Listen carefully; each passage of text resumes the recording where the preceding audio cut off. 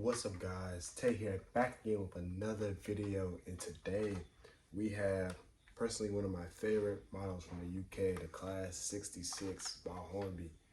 So I had to get on my layout at some point. This locomotive costs $100, and you converted that to pounds. That's 81 pounds. This locomotive got some high stakes right on its back, so we're about to let's go look at the detail and check out a little bit of history, and let's get the review going.